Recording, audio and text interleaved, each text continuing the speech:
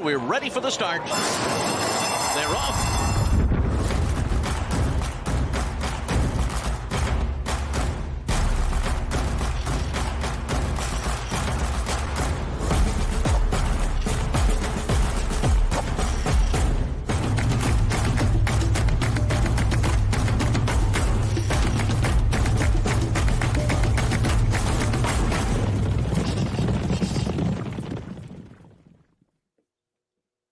And a good afternoon, everybody. Welcome to the It's Official podcast. Jeremy Plonk alongside Jeff Siegel for First Bet and Express Bet. Each week we take 5 topics happening on the racetrack or around the racing game, and we put our opinions to them and make them official. Jeff Siegel, we had a lot going on in Europe last week. We still got some Keeneland action going in full swing, but we're thinking Breeders' Cup this time of year, right? Right, and can't wait for the pre-entries to come out. I think we're going to see a number of horses that maybe we weren't expecting because that's just the way it seems to shape out every year, especially from Europe. I mean, if you've got a decent sort of European horse, you've got to be looking over to our grass horses in every division and saying, you know, I can run with those horses, my horse. Nothing in North America stands out. Maybe our best grass horse is the filly. Warlike Goddess. Oh yeah, exactly. I can't even remember her name. That's how good she is. But she's going to run against the Colts. But other than that, I think every other division looks like the Euros would have a very good chance to win.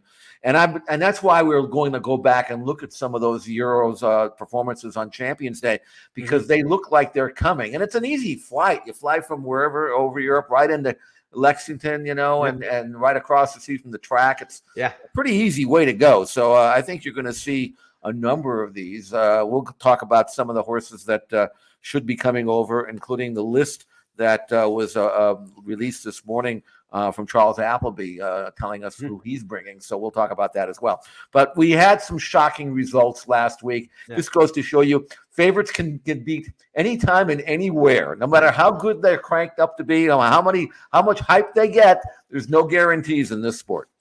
Let's go to the big board. The first of our 5 topics this week on It's Official. Baaeed toppled at Ascot. You talked about it can happen anywhere, any place. It happened on Saturday in the Champions Stakes. Of them now, and switching out wide is Baaeed, but being held in by Dubai Honor at the moment. Adeo might have got first run on Baybridge and Mike Prospero. Baaeed is out after them. Jim Crowley's having to push him along. They race inside the final 2. Adeo from Baybridge on the far side. Baaeed down the outside is beginning to close now as they race up the hill inside the final fill, and Mike Prospero battling on. Baybridge and Adeo. Out wide is Baaeed. He needs to find more. Mike Prospero battling as well. Is Baybridge fending off Adeo. Baybridge from Adeo, and Baybridge has won the champion. Tight second between Adeo and on the outside Mike Prospero, and Baaeed is beaten. He finished 4th.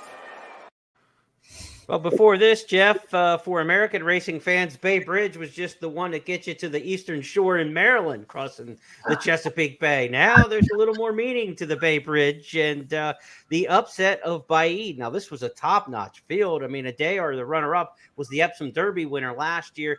Top-notch field, surprise winner in here at a big price. What do we make of Baaeed now moving out of this race and into retirement? And maybe some of these horses from the Champion Stakes moving forward to the Breeders' Cup. Looks like Baybridge is going to come, but this was a shocking result because what happened here, sometimes, most of the time, when you get a big upset like this, it's that the favorite runs down to the level of the competition. It's not like everybody rises up and beats them. Right. And that's what happened here. I checked time for him and Racing Post ratings, by the way. Baaeed had earned a 138 Racing Post rating in his previous race. It doesn't really matter, what that means, other than the fact that trust me, it's really good. And then this race, they assigned him a 121. So he was 17 points below his most recent start, whatever that means. I don't know if that's weight or whatever it is, but bottom line is he did not fire. And I know after the race was over, his connections say, and they always say this, he didn't like the ground. That's the classic. That's the classic excuse. And before I go on with this, I want to tell you a really quick story. I got hired at Hollywood Park in 1974 in publicity just out of college. And Charlie Whittingham had a horse that ran in a big stake. He was like 1-5 and he got beat. And my assignment was to go to ask Charlie what happened. That was fun. And I got there and Charlie just said, he just said, look, he didn't like the track. And green as I was, I didn't know what quite that meant. I didn't ask because I was smart enough at least not to ask, but I was thinking, how does he know he didn't like the track? Did the horse tell him he didn't like the track? How does he know? The horse got beat. Was it only because of the track? Well, it turns out, yeah, horses sometimes don't like the track. I mean, it just happens, I get it. I've had horses run that I know didn't run as well as they could because they didn't like the track. Yeah. But in this case, it's hard to believe because Baid, who this was good to soft, and it was maybe closer to soft than it was good, and the connection say, I didn't like the track. But he'd run like won 5 races over good to soft. I don't know how much more evidence you need that he handles anything. And yet in this race, he didn't fire. Maybe he was over the top. Maybe he was, I don't know, but I think they might have went one too many, right? Yeah. I mean, that's probably more likely because he won on this card last year in the mile race. So he can handle Ascot this time of year. The conditions, like you talked about, he could handle. The course and the track doesn't seem like a very viable excuse, like you said. I think he's probably a horse who they ran one too many times in this particular form cycle. Maybe a little bit more of a break, and then he would have fired fresher. But maybe he left his best races behind him. Jeff, as far as the undefeated record of Baid and the legend of Baid, now that he goes to stud, things kind of dampen a little bit, I think, in terms of just the pure excitement for the racehorse. Now he can be called the best horse since Frankel, but Frankel was 2012. Frankel's not like you're talking about you're the best horse in the last 50 years. You're talking about in a decade maybe in Europe. And Frankel retired 14 for 14. I guess it's like the 1972 Miami Dolphins, I guess, Jeff. Frankel lit up a cigar after the defeat here for Baid, and he knows he's the last great undefeated. It's really weird because Timeform has a world ranking system. And before this race, they actually had Flightline rated well above Baid. So maybe they weren't quite as impressed as the record. That kind of stuck in my back of my head when he was running. I saw Frankel, who everybody saw Frankel on video at least, and he was incredible. And who was also very, very close to Frankel, although I can't say he was as good, was See the Stars. See the Stars, and this horse here, he loses a race that he really shouldn't have lost.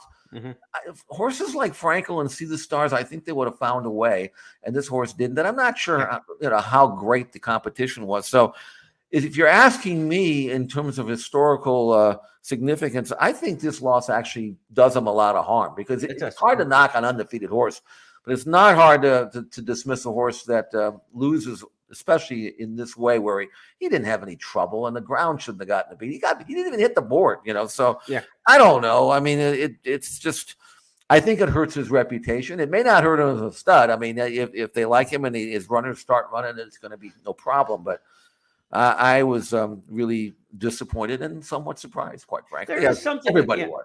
There is something about that undefeated note on your resume and Hall of Fame plaque, right? I mean, Zenyatta did only have the one loss in 20 races, but Personal Ensign never lost. And you're always going to say Personal Ensign was the undefeated Hall of Famer.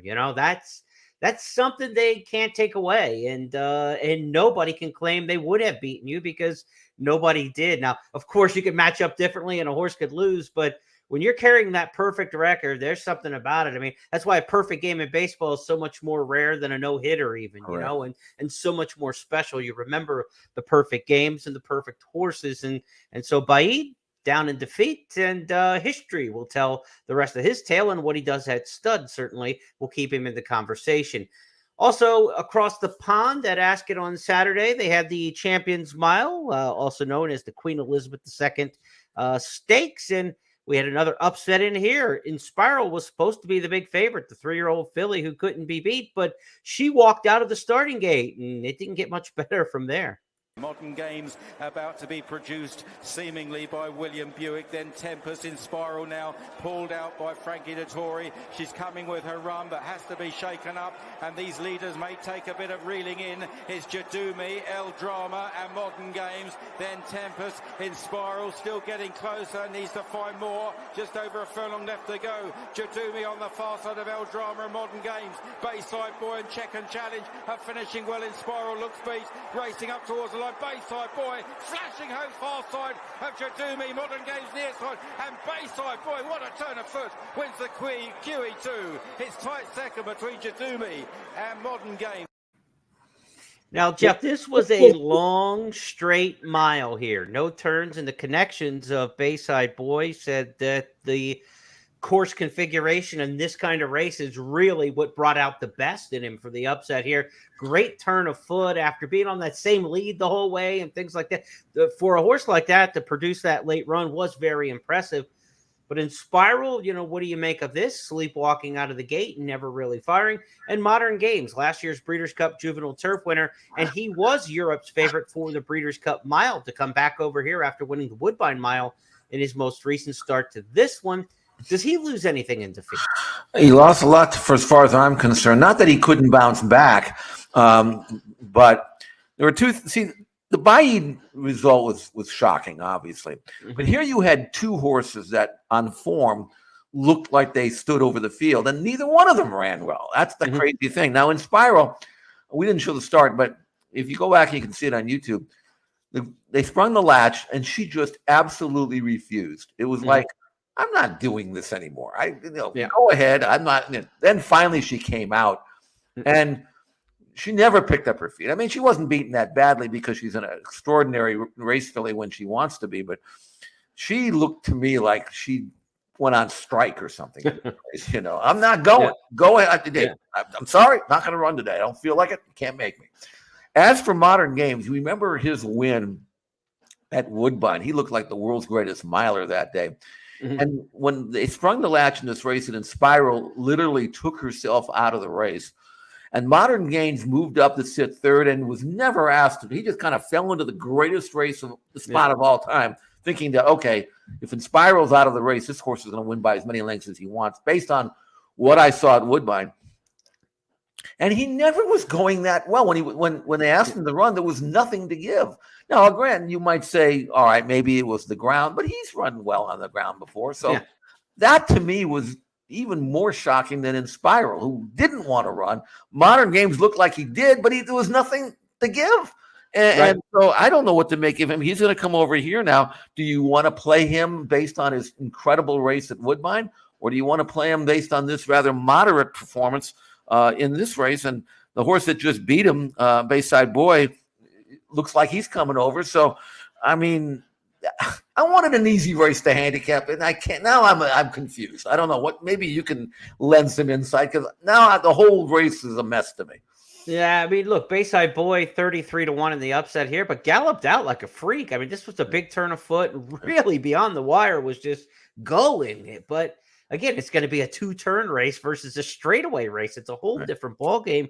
But he could be interesting. Curious to see what they do rider-wise. The kind of horse that I'd like to see maybe pair up with an American jockey coming over here to run a two-turn race. But I don't know if they'll do that. We'll see if there's any interest in Bayside Boy. As far as the British bookmakers have gone, they have changed. Modern Games was favored last week when we looked at the odds for the Breeders' Cup Mile. He's now the second choice and is up to 3-1. We'll talk about the new favorite for the Breeders' Cup Mile in the British pools when we get into our Breeders' Cup tidbits recap in our next segment. I don't know, Jeff. I mean, this could be one. Chad Brown's got some fillies trying against the boys. This could come back to America here, this year's mile. This could be something that swings back into our favor. The mile is one of those races that everybody thinks Euro, but more Americans have won it. Yeah. And so maybe this is a good sign for the Americans, because when you talk Modern Games, look, he already made the trip to Woodbine once, went all the way back. Now he runs a race subpar for him. Now he travels again. I don't know. Maybe you try to beat him, I think, this time. And remember, too, the Woodbine race for him was a one-turn mile. Yep. This was a straight. He hasn't run like the two-turn traditional American track race maybe since last year's Breeders' Cup.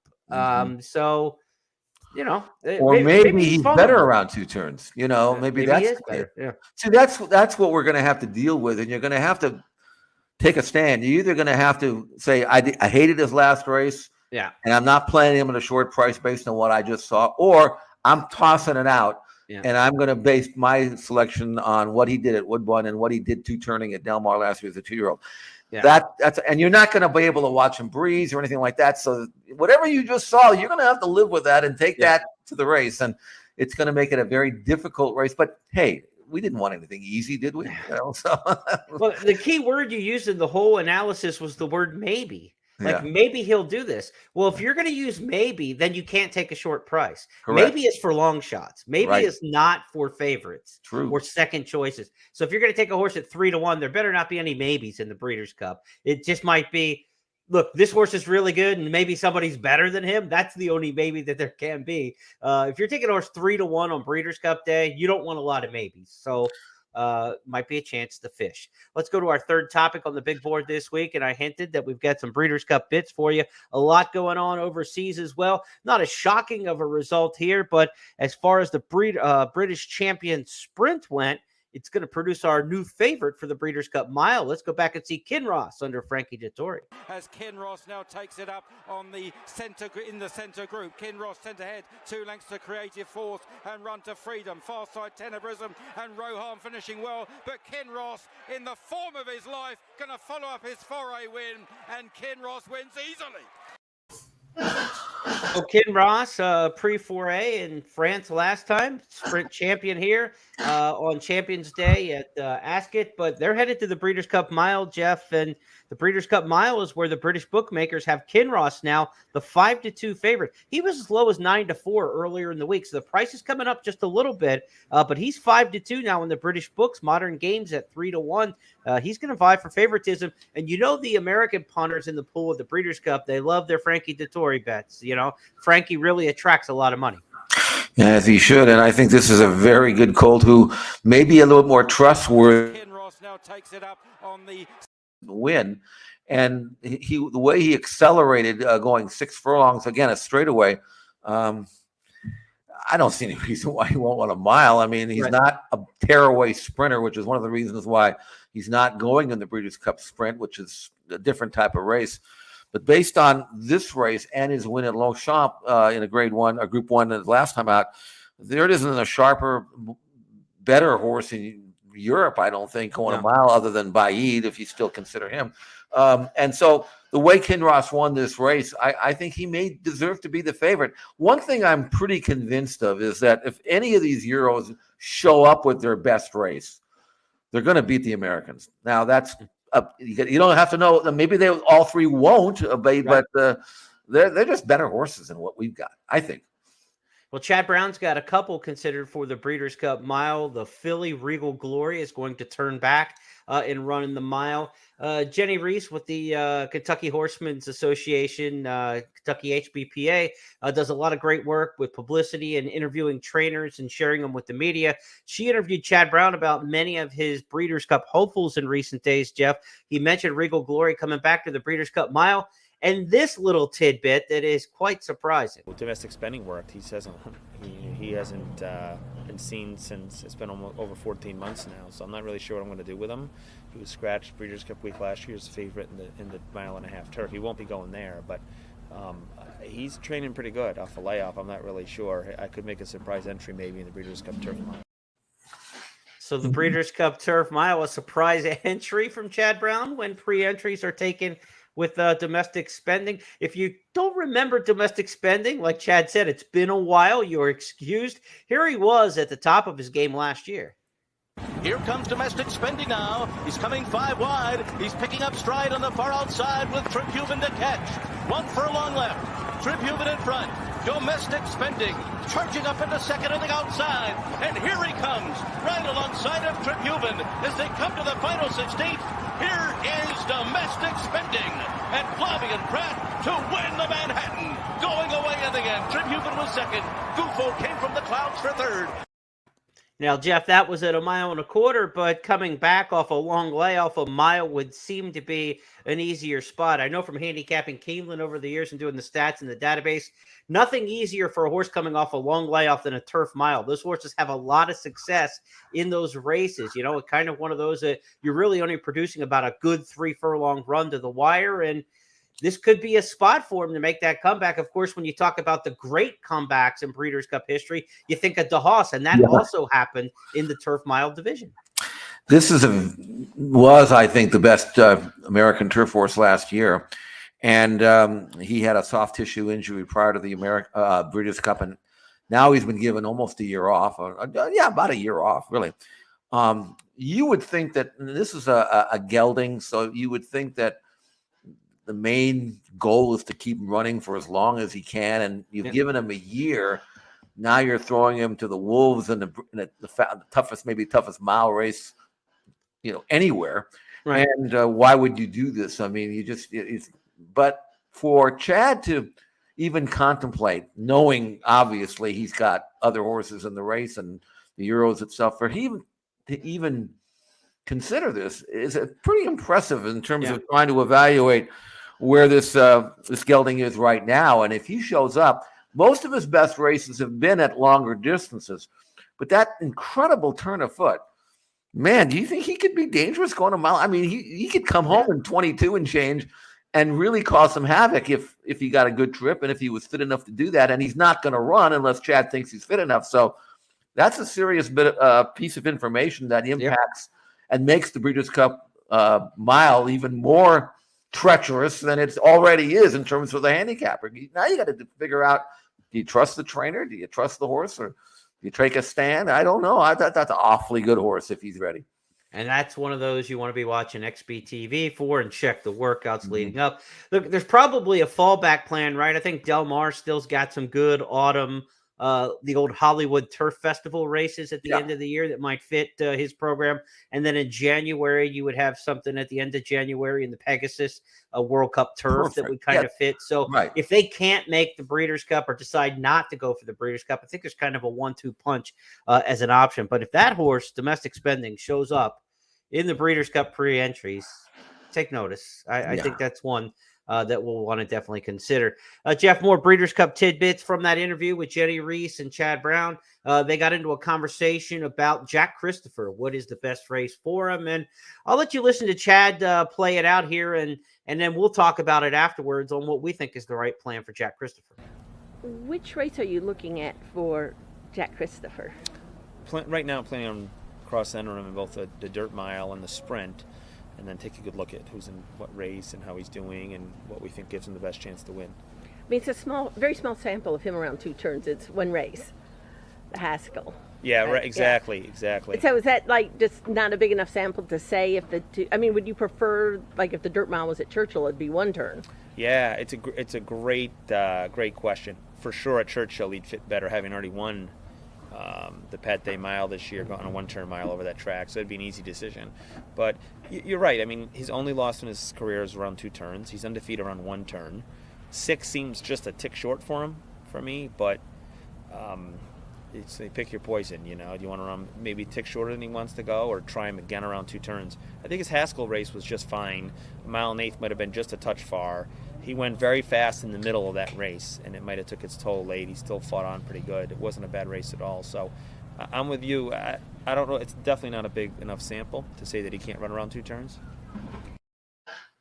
So, Jeff, I'm going to handicap the trainer here a little bit in that interview. And great job by Jenny Reese, one of my mentors in the game way back when. Hall of Famer, in fact, on the Hall of Fame honor roll of the media members.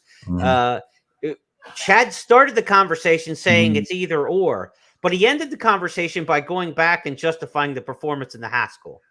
And the fact that he went back to the Haskell and not back to one of his sprint races kind of tells me he's trying to justify running the horse 2 turns in the dirt mile. As far as the British books go, he is 7-4 in the dirt mile. He is a favorite in the dirt mile. In the sprint, he's 4-1. Jack Christopher, we're talking. So there's more, I don't know, international thought that he's stronger in the dirt mile. Dirt mile probably come up easier, but maybe not. We'll talk about that in a second. Where did you see him going? Where would you like him to go? If it were mine, he would be running in the sprint. And the reason why I say that is because there's so many positives here. First of all, I know he can sprint. Number two, Jackie's Warrior is up and down. He can be really good and he can be beat, as he was at Del Mar last year in the Breeders' Cup. I don't think the sprint is as deep. There's one other little thing that he can shoot for too. If he were to win that race, he would have a legitimate claim to champion sprinter. He's not going to be champion anything if he wins the Breeders' Cup Dirt. Right. Still could go use that as a springboard to the Malibu, which is a grade 1 at the end of the year, which would certainly clinch it. And I don't think anybody would beat him. So I don't. And plus, I don't think Chad realizes how salty the Breeders' Cup Dirt Mile is going to be.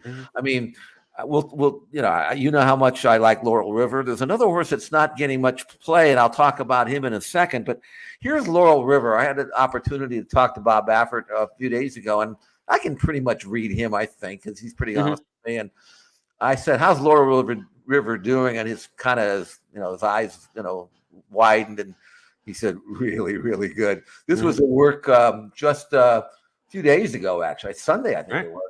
And you can see him on the outside. And Bob thinks that Laurel River is a much better miler, a 2-turn horse, than he is a sprinter. I believe that 100% too, based on form.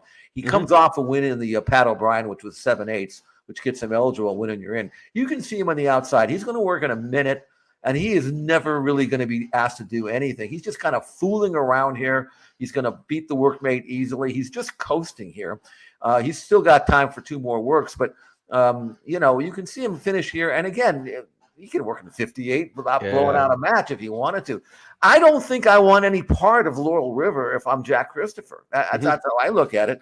And again, it makes you got much more to gain by winning the sprint because there's an Eclipse Award there possibly. You're not going to win anything going a mile. So this is a horse that he galloped out in 13, but he's just kind of lost his focus at the end. So that's a good horse. There's one other horse I want to throw in that nobody talks about. I like this horse, and again, partially because he's by Curlin. But you talk about because I'm partial with that. But Cody's Wish is a really good horse. His win in the 4-go when he went by Jackie's Warrior. I don't think he's been given that much credit. No, he hasn't. He's working steadily. I'm sure he's running in the mile because the 6 furlongs is too sharp.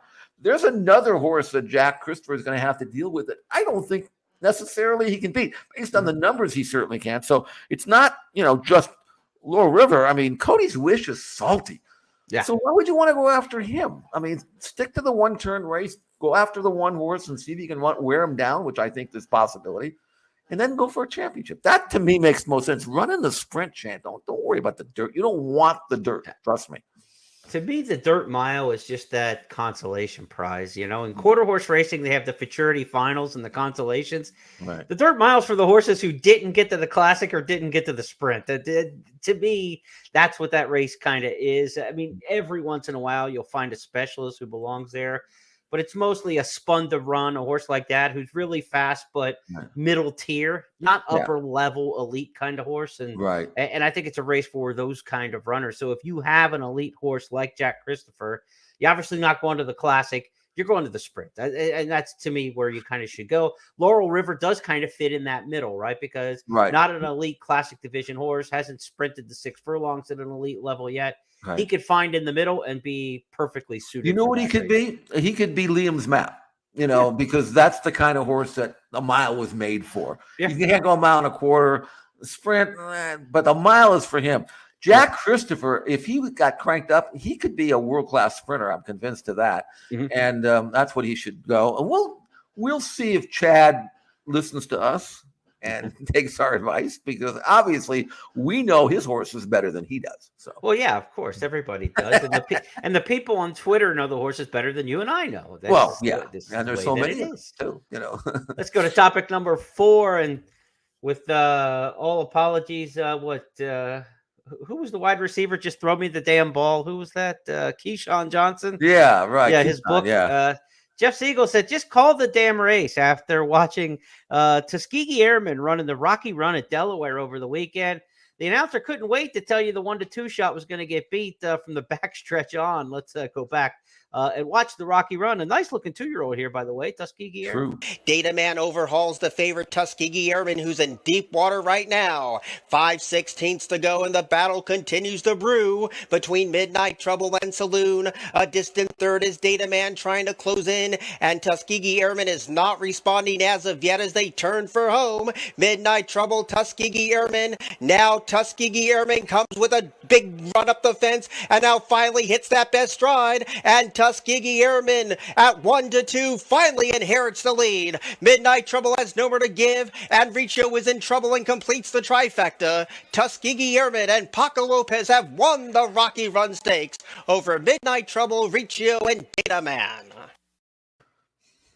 The funny thing about that, Jeff, was after the horse rallied to the lead, he inherited the lead because to say that it wasn't just given back to him would have to admit that the 3 times during the race you said he was dead in the water, Right. that he actually came back and win. Tuskegee Airman, though, a nice 2-year-old for John Service and Chuck Zachney of Fleet Alex fame. Zachney and his partnership there, you remember those green colors going back a ways. This is a good-looking 2-year-old. We had talked about this horse in one of our Stars of Tomorrow segments, I believe, or did we one of our handicapping Handicapping last week, Yeah, and our handicapping last week was a nice win on the PA Derby undercard in the opening race.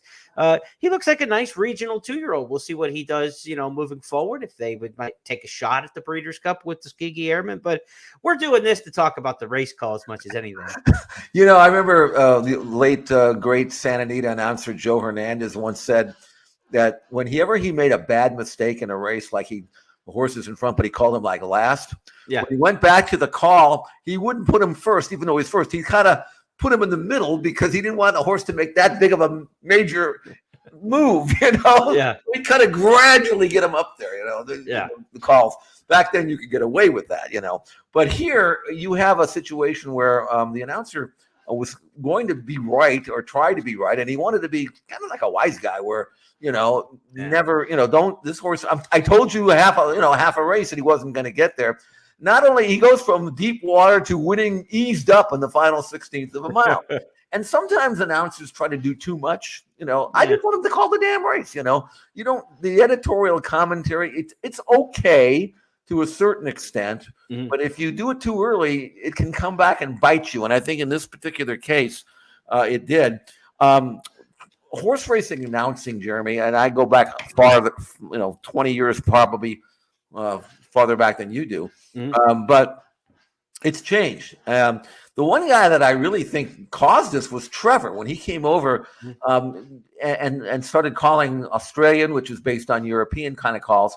Right. Before then, we would get calls basically from announcers that they'd be calling a chart. First by first, second by two, third by. That's all it was. It was like a chart call over the air. You remember New Yorkers used to love a guy named Fred Capicella. You remember him? But that's all he ever did. Who was called first by two, second by three. That's all the whole card was. That's the way we did it. And when Trevor came over, and we got exposed to his type of style. Everybody tried to copy him, and throwing editorial company. Some guys could do it. Some guys got lost, and I don't know. I mean, now you got to be a wise guy to be a race caller. Look, all these guys are friends of mine. I'm not going to criticize any of them. I mean, and really, I think most of them are really darn good, and they've changed their style to a point to accommodate what most people will think. Do you have a favorite announcer or a favorite phrase or something in the repertoire of an announcer that you like or prefer or don't like, wish they wouldn't do that? You got many to choose from now because you hear them all, Well, it's funny you mentioned Fred Capicello because he was the inspiration for Costi Karras, who was the announcer at Charlestown when I was a kid growing up and was the announcer at Charlestown for like 30 years. And he had the same style as Fred Capicello. And a lot of people said if you close your eyes, you really couldn't tell much of a difference between the two of them. But like Costi would call the race pretty straight up, right? And maybe even stop calling it the 16th pole if a horse was clearly in front. The last thing you might have heard was in front, But his big deal, his hook was, it is now post time, and it would get the crowd riled up at post time. It didn't take away from the race, right? Every announcer had to have in history has something they're known for, with shtick, a line, whatever. For Exactly. Costi, it was at post time. And then he would take himself out of the spotlight and Right. put the spotlight on what's happening on the track so you could follow it. So I always liked that. I appreciated that. If I could get a ringtone of "It is now post time," I would probably feel like I was 13 years old every single day of my life, which is one of the great things about announcers, right? They transport you to different eras. You know, you remember them. If you were living in, Indiana at the time, and the Indiana announcer, as soon as you hear it, you go back to Indiana, that kind of thing like that. So that's what's great about the announcers. For me, we were, talking about this in our pre-production a little bit. There's a couple great calls, and I worked 18 years on the network broadcast, 17 years on the network broadcast, and got to work with some of the best announcers ever. Tom Durkin was just fabulous, right? And nerves got to Tom. He had to lay down on a couch before a broadcast to relax, and it was part of why he retired when he did.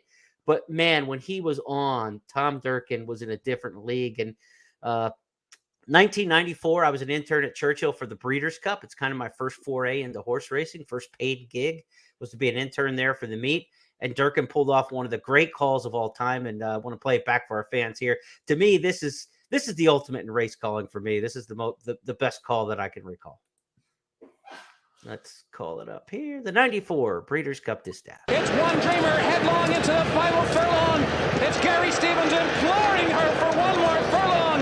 Heavily prized on the outside. And now Pat Day asking her for her best.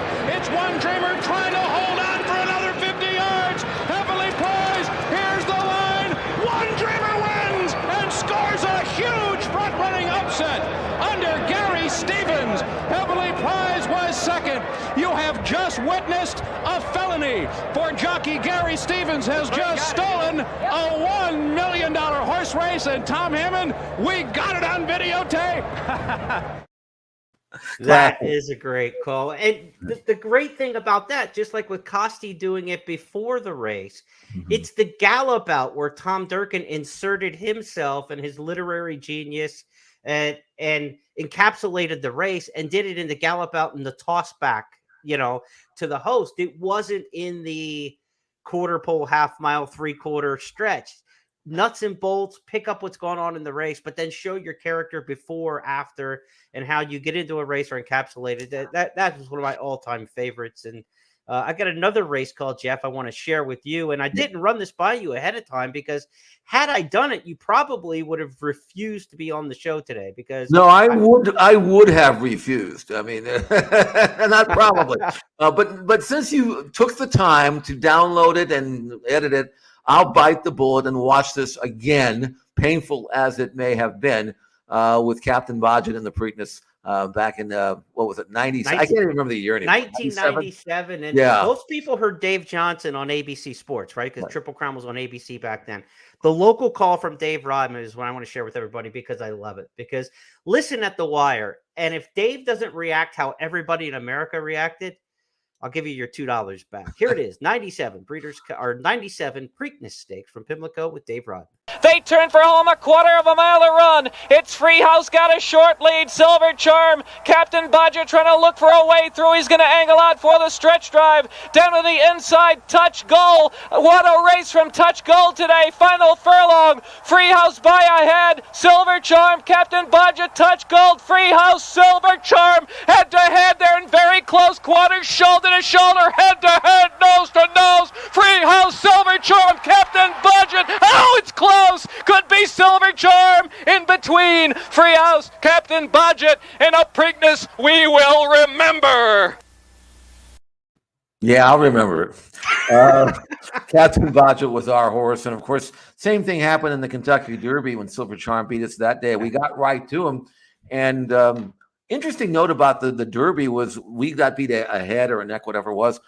I'm convinced that if we had won that race, we would have come down because we came in and kind of bumped them pretty good. There was no need for a foul claim or anything like that because the official, we lost anyway. But that would have been a history of the wrong kind. And then I remember this race because I remember after the race was over, we had all these partners with Captain Bodgett. And every one of them said, we should have won. We should have won. They were blaming Alex Solis or whatever it was. We should have won. We should have won. And I finally, you're not supposed to do this if you're kind of leading if it's your business, your entertainment business to make the people. Finally, I had enough. I said, do me a favor. Go back and watch Touch Gold's race and then tell me we should have won. Yeah. Touch Gold got eliminated at the start and got shut off on the rail and all that. Came back and beat Silver Charm to win beat him out of the Triple Crown. But, the doctor, DR, Dave Rodman, we call him the doctor. He's a very underrated announcer because number one, he gets excited at the right time, but number two, he's really accurate. That's the main thing.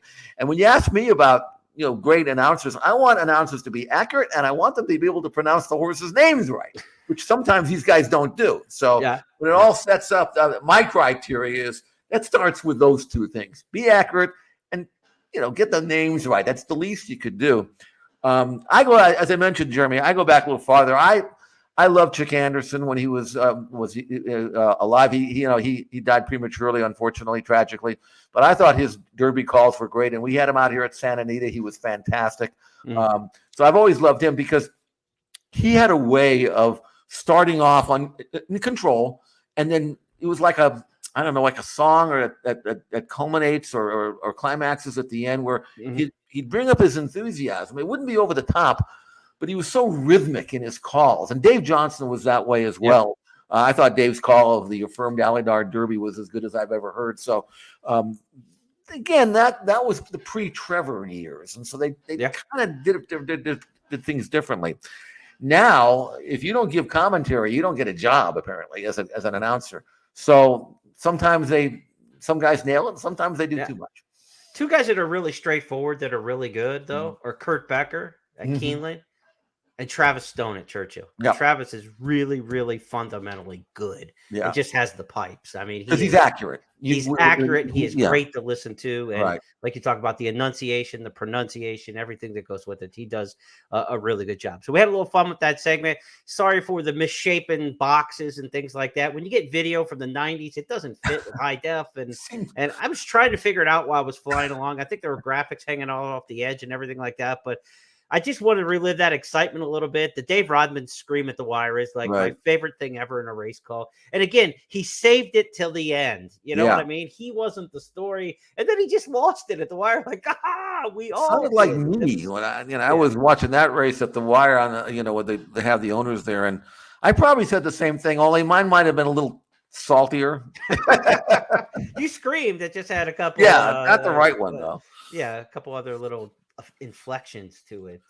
I will say this, Jeff, if it means anything to you at all, your Derby in 97 with Captain Bodgett, I thought you won the race. I was on the track on the quotes team to get quotes from jockeys afterwards. So I was standing at the old winner's circle at Churchill Downs about 100 yards back from the wire. And from the angle, you were the inside, Silver Charm came to the outside, right? Or is it the other way around? Oh, the other way around, yeah. Yeah, Silver Charm was the inside, you were coming to the outside. And from my angle, I thought you had won it. And I didn't know that, back then there's no Jumbotron, there's nothing in the infield. Right. So, and I'm not watching the telecast because I'm like there live on the track. We're just waiting for a number to be posted on the board. And the first time I knew that you didn't win was when a guy with white hair and sunglasses came running down screaming past me to go get his horse. Yeah. And that was Bob Baffert's first Derby win. But I really thought that you had won it. Well, people ask me about that and say, how disappointed were you that you didn't win the Derby?